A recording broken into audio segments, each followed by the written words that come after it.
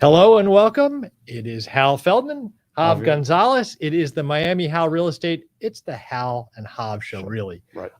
So, Hav, we bounce around in this music as we have our opening. Yeah. What do you think about that music? I think it's a little lame. I think we can improve it. Where do we go with the music? I don't know. Anywhere but where it is. Whatever we can do. I don't know. Maybe we can change it. Maybe we change it every session. Okay. Speaking of changes and lame, yes. Let's briefly talk about our favorite sport. That hurts. To lead off a show with the Miami Dolphins, if we lead off and get rid of it, then the show can only go up. It can only get better. Yeah, we're suffering right now.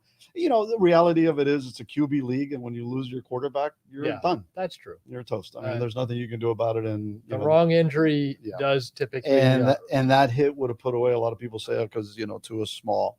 That hit would have put away a lot of quarterbacks. Yeah, agreed. He got drilled. So, right, but let's see what happens. Yeah, exactly. We'll get blown out by Tampa Bay, and then we'll go to London. Oh, that's a London game coming up. Right. That's right. We just got to make sure that Myers, the coach, doesn't end up in a bar, but that's for another story.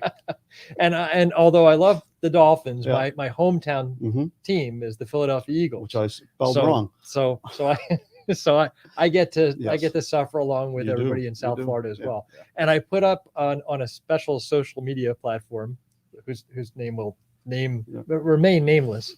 I said, what's great about living in South Florida and being a Philadelphia Eagles fan?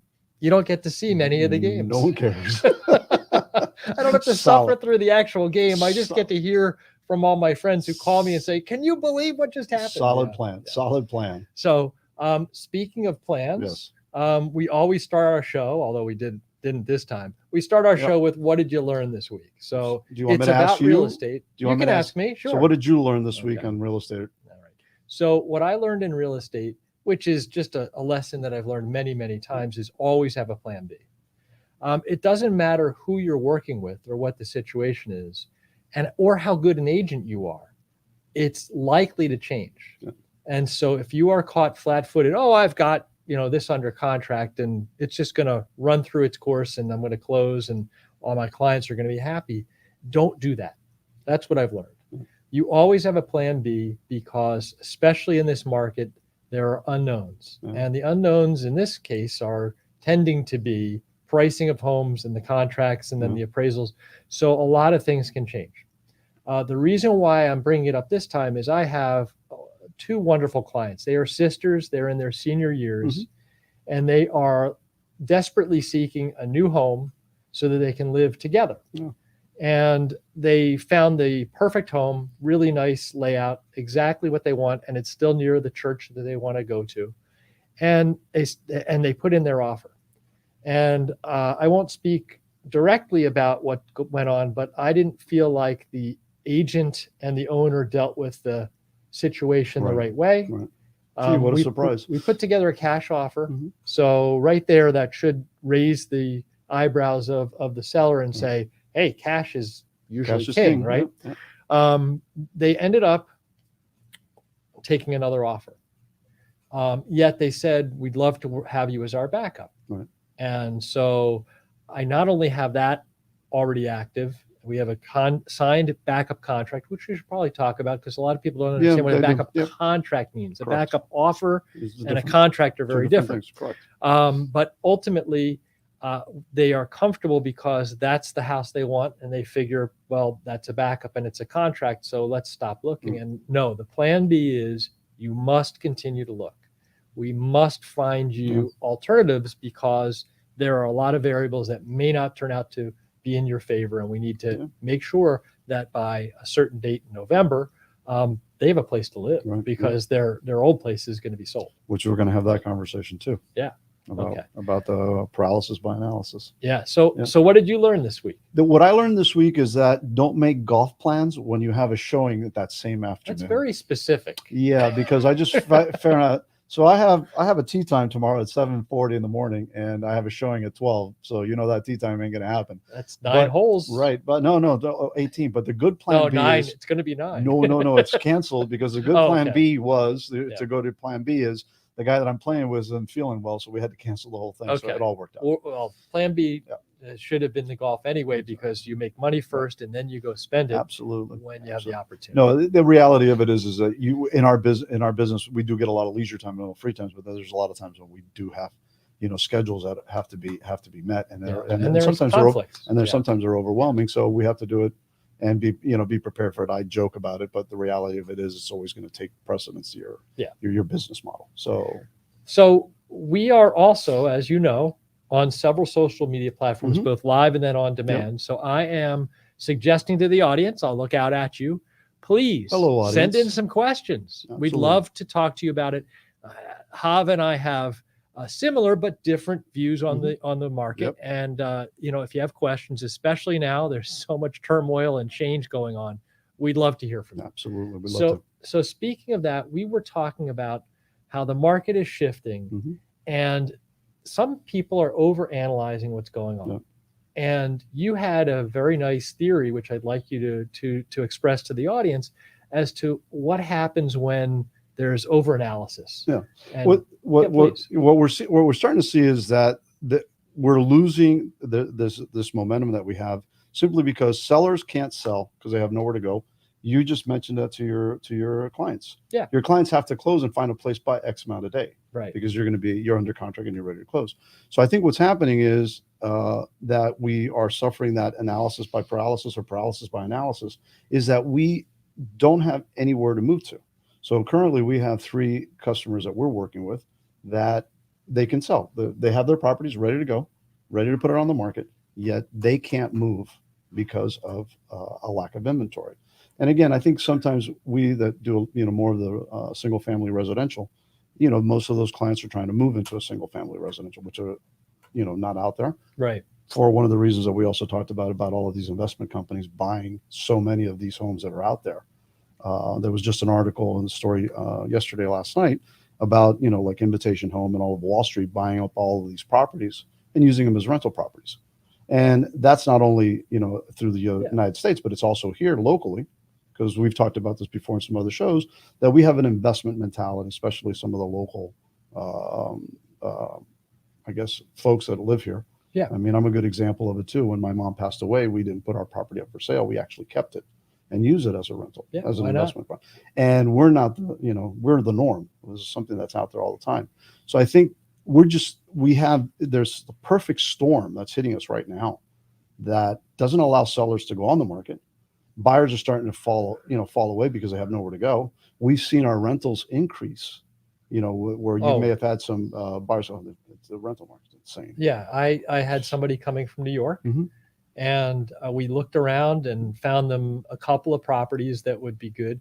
And the requirements that the agents and the landlords are now asking for are insane. Now, normally the idea, let's talk about what normal times are and what as a landlord, you want to make sure of a couple things, right? You want to make sure that the people that you're going to have in your property are going to take care of it and are not criminals. So you do a background check.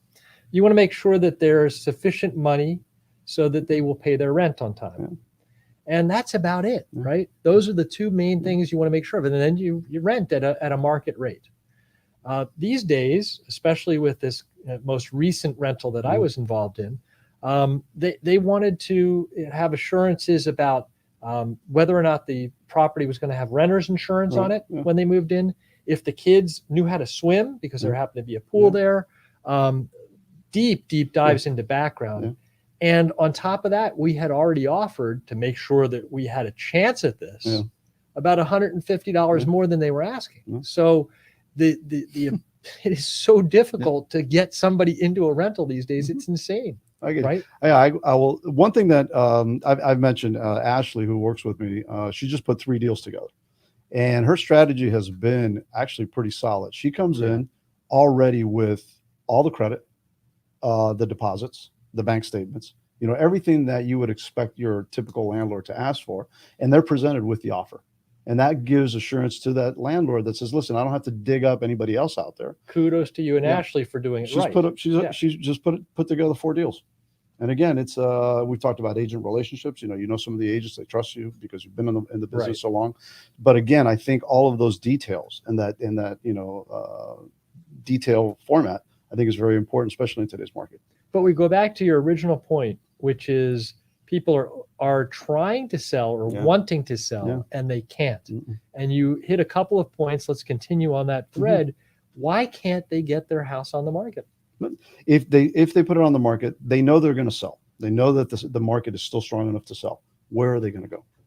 How are they going to move through it? How are they going? What's their next step?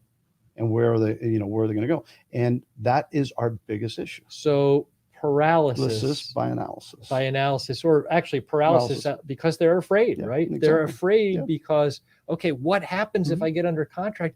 I don't have confidence that I can find somewhere to go. I'm going to be homeless, right? Yeah. Now, this is so funny, the timing. Yeah. Our producer just left the room, right? Did he? So Nice. there's only one camera shot. Perfect. And I'm going to prove that the market is feeling weird. Here's Right. how we're going to do it, right? Okay. We're going to stare out at the camera.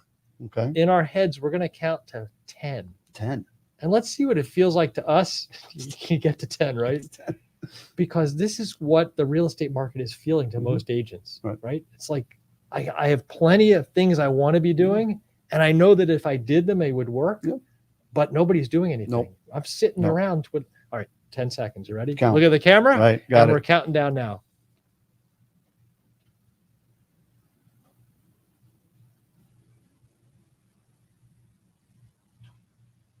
Feels kind of weird, right? It does. And I bet you when the producer walked back in the room, he was like, what the hell's going on here? These guys are just aimlessly looking at the That's called screen. dead air, by the way. In the industry, that's called dead air. Yeah. You never want that. No. And we don't want dead air in the real estate business right now it is. And it kind of feels like that. I wake up and in normal times, I have, appointments set and we're doing specific things to get somebody to either sell or to buy or to rent.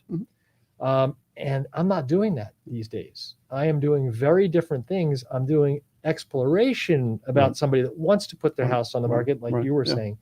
But people are paralyzed to a degree.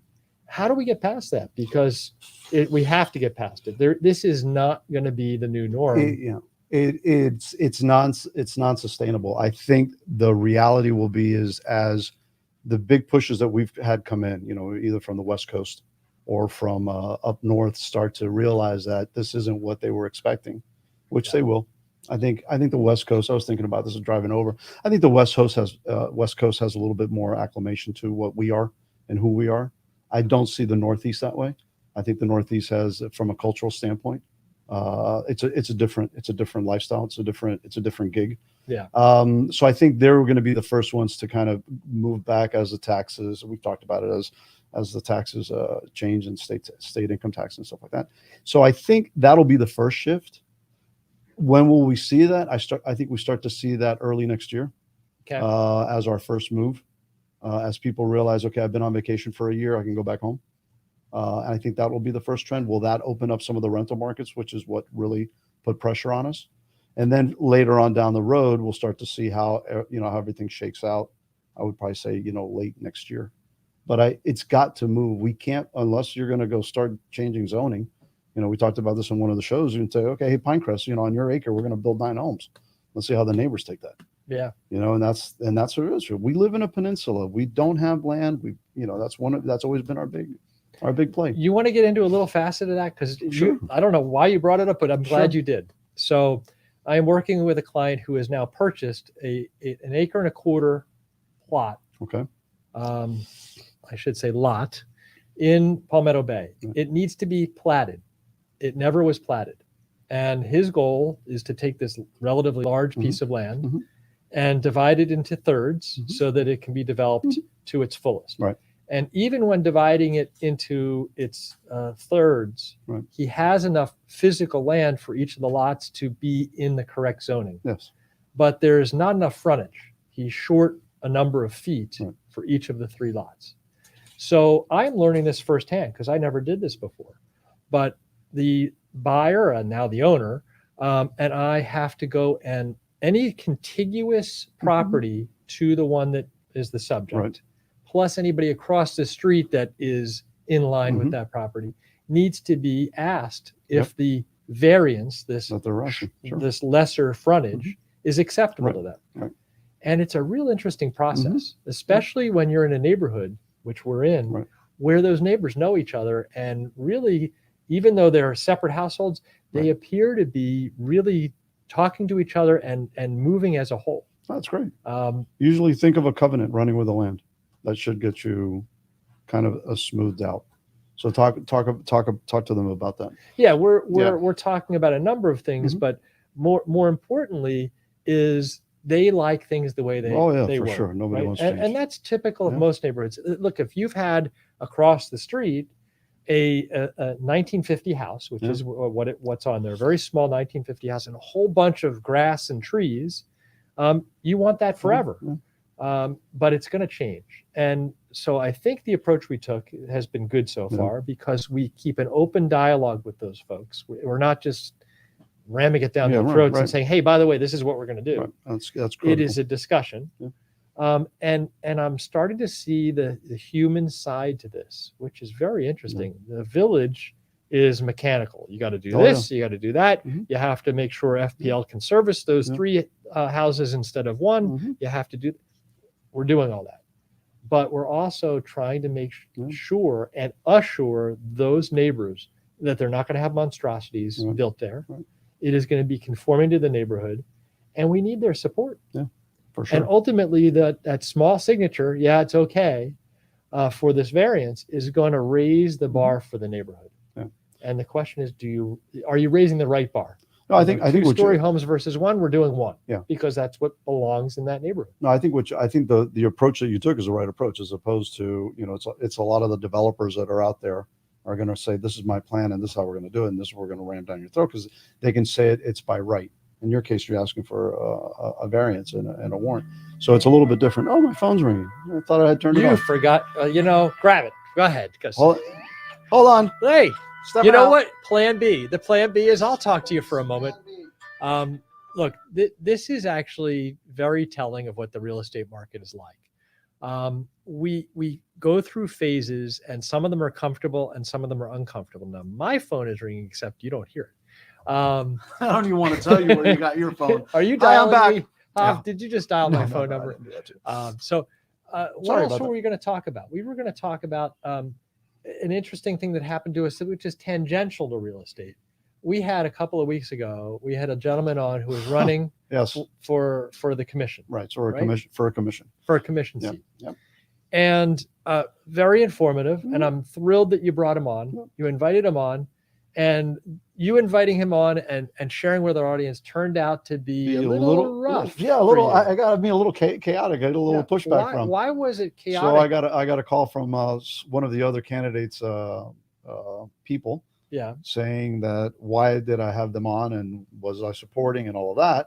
And I'm thinking to myself, no, I made the same offer. I said, listen, Wait a minute. So wait a minute. Somebody called to lightly, I'll say it at the beginning, complain. Lightly. Why did you have him on? Yeah. And you had already invited that person that was complaining. I told him, I said, listen, come on down. We'll be more than happy. We'll be happy the same conversation. Because at the end of the day, our goal is to inform people how things that happen in the public service section, how political decisions are made, how they affect us locally. Yeah. You're going to go through it now with your variant. You're in the city trying to find something else. So again, I invited him to, he's not going to come out here. I said, okay, fine. But I mean, you got the invite. So I'm sure I'll catch some more hell later on in life. But what we learned from that is that any kind of publicity Mhm. is good publicity, Yeah. right? So we offer it to somebody. Yeah. Actually, you offered it to everybody. Yeah. One person took Took you the up on offer. it, Yep. and now everybody else is upset. And Okay? that's Even though those other people weren't mentioned. Yeah. It wasn't like anybody bashed anybody on this show. no. And again, it's just about what are some of the thoughts. And again, it goes back to my premise. This is a show, at least, when we do our take, is how this, politics and political decisions affect us as realtors. Yeah. You as an agent, not you as an agent, but as an individual. And again, I'm going to go off topic or on topic, but Well, we're on politics yeah, now, what the hell? so Yeah. Ladies and gentlemen, you've been getting these in the mail if you vote by mail. yeah, there they are. And there they are. This is mine. And pretty soon it's early voting, and it's all across the city of Miami that you have a vote for a mayor. You have some commissioner seats are up. You also have some local referendums that are up. And if you don't know about them, if you don't learn about them, and when it happens to you, and when you realize and you look up and say, "Hey, what the hell's going on? Why did this happen?" Well, you just had the opportunity to vote. So vote. Yeah. It's set. So, by What- the way, hold on a second before I do that. Sorry. Please. Sorry.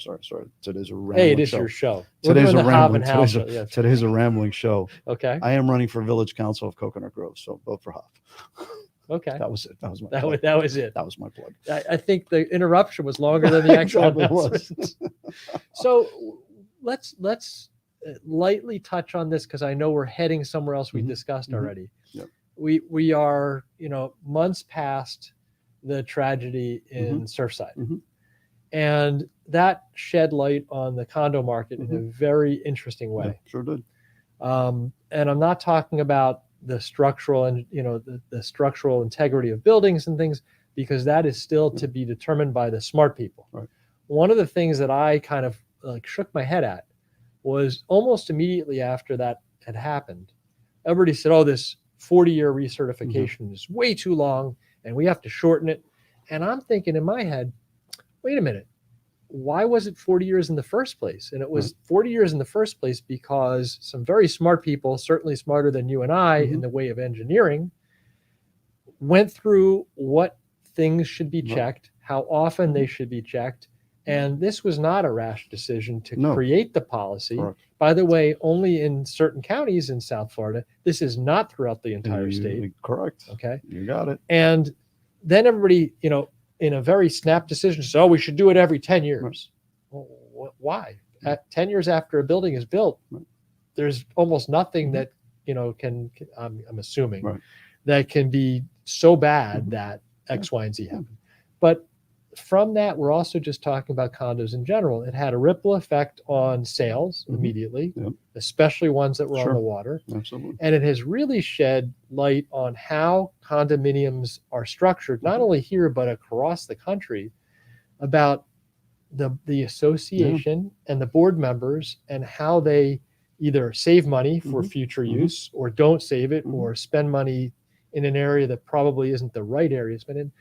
You have some thoughts on that? Yeah, it shed the light on how the boards and CAMs, community association managers, and actually we have a pretty good rigid CAM process to get it. I'm a CAM. I don't practice it, but I have it just from a knowledge standpoint. Sure. And we at least go through a series of testing and renewals, and I think that's one of the key things that we have. But it really shed the light on how these buildings are run and how the boards are comprised. And it goes back to the voting thing. Right. Heck, when I ran for commissioner, I remember people in Brickell telling me, "Oh, they don't vote. They don't vote even in their own condominium buildings. They don't even vote for things in their own building. They don't even even know who the people are. They don't even know how the budgets are." I have a very direct story on that too. Yeah, it's happening in my condo. How often do we go in and tell folks, "Hey, read the condo docs, read at least the rules and regulations," And I think it's critical, and people just don't get it. And one of the things we briefly talked about, and we can go there if you want, about I did an interview for the Business Journal. Yeah, and go there. One of the questions was what the whole concept was, how Zillow could manipulate pricing by their iBuys and all that stuff, which I don't get involved with. But one of the questions was this estimate. And these estimates come up, and we've talked about the analytics are great. That's what they do. They're brilliant on it. But they don't know that building, who's running it. They don't know the ownership. Is it more than 10%? Where you can't get a loan is FHA approved. So all of these things affect pricing of buildings. And when you look at these estimates, that there's no way that they could quantify this type of information. Hence why when you have an agent with you, a local agent that understands the buildings, a local agent who also knows what they're doing, because there's plenty of agents that shouldn't be doing real estate. It's a disservice to the industry and to the people that they're working with. I agree but I think that's one of the things that is overlooked in all of these pricing analytics. especially in the condo building, in the condo market. Yeah. So you're dealing with one now, you said? I'm dealing. Well, it's not dealing with. Our condo is at the point where the building needs to be painted. Yeah. And so there was a very thoughtful process with the board. They created a architectural committee. That committee had expertise in coloring and design, and they went and spent months trying to figure out what colors would work on the Right. building. And everybody that's a unit owner gets a vote, right? So Chaos. we only had about 75% of the unit owners vote at all. And you sit there and go, well, this isn't very deep, right? This is, do you like this color or do you like that color? And put down one or the other. And we didn't get all the votes. And I'm really surprised by that, because can you imagine if it's something, You can't change it. Yeah. And so go on. of the people, I'm just going to shift because I think we can get to something much more important. Bring up the ballot again. The ballots. You said, things can change with voting. So some people go, well, I don't understand the issues that are out there. So why would I vote? And I don't want you to give anybody a specific, reason, but some of the topics that are going to be affected by the vote that you have there in that envelope this time around. What are the big topics that you were compelled? Well, I'm sure you're compelled to vote anyway. Right. What should other people be compelled to vote? Why should they vote? And what are the topics they should be paying attention to? If they can't pay attention to all of them, what are 2 or 3 that just are killer topics? Just in the city of Miami, you have 2 commission seats that are up. If you live in that district of these districts, it's actually District 3 and District 5 that's up for election. If you live in these districts, these people that are going to be elected will directly affect your life. This isn't presidential. This is something local. Their decisions and the way they operate will affect what's done in your neighborhood. And that's 1. 2, you have the mayor of Miami is being elected. Do you believe in how the mayor is, working, or do you not? Or, that's up to you to decide. And then also there's local referendums. And I think those are the really keys. And these things are things that will affect your neighborhood directly. And you can vote for them. In ours in Coconut Grove, there's one about the marina giving a lease without any bid to an operator for 75 years. So it's like, oh, hey, Hal, hi, here, would you like this marina? Sure, take it without a bid. So wow, all those things. So I'm not able to vote in this particular election, but if any of those topics struck a chord with our audience, they should be out there paying attention to those, areas and others, and get out there and find a candidate that has your beliefs, right? Absolutely. Yeah. And the information is readily available. It's not that hard to find. Speaking of hard to find, which is rentals and housing. Yep. Do you have something that's just on market or coming up that you'd like to share with our audience? I have a wonderful waterfront property coming up. You're kidding. With, beautiful views. Waterfront where? Where in a very desirable neighborhood. Okay. Is it a lake? No. We're talking water. Real water. Okay, good. Yeah, all right. Water stuff. And approximate time that would be it'll be at the end of this month. Can you talk about size? Yes, it's about 3,000 square feet. Okay. So as soon as that's available on market, you'll announce it. I will announce it as soon as it's ready and the photos are taken and everybody's been involved. But yeah, we're looking forward to it. It's a beautiful property. I sold it, and it's just a nice cool place. Well, we're skating the topic because if you don't know, real estate agents and brokers are tied to very specific rules about what they can talk about. If it's not in the MLS, that's the official way, so that everybody has equal opportunity to purchase.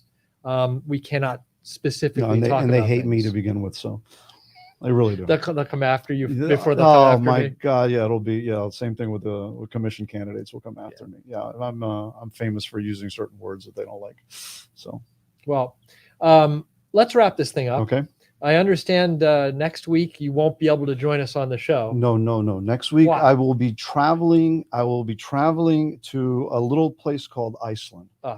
So we should all be jealous. So I don't know about jealous. I'm going to be wet probably and freezing, but my wife has been wanting to go there. So everybody asked me, how'd you pick Iceland? And I have a friend of mine, and this is a true story, friend of mine who his niece says, I said, we're going to go somewhere, and goes, why don't you go to Iceland? and my niece has been there. And it's funny, Iceland isn't that far away if you're in New York or Boston, which up in the Northeast. So we get talking, and he says, "Yeah." And so we get all excited. We're going to go to Iceland. We have no idea what we're going to do in Iceland and everything. Right. So I call my buddy up. Yeah. Said, "Hey, dude, can you ask your niece where where we can go, what we can do?" He calls her up and says, "Oh man, she was only there on a layover. She was there for like 5 hours." So you got 5 days in Iceland, right? I have on a trip false completely. basis. Completely. Okay. Yeah. So while you're away, yes, and we've been talking politics, I'm going to be having the mayor of Pinecrest on. Cool. Okay. Very good. And it's going to be in a non-political format. Right. Perfect. And in the future, I don't have the exact date, but it is in November. Right. I have the county mayor again. Great. So That's Daniela Levine Cava will be joining us right here on the show. I hope you will too.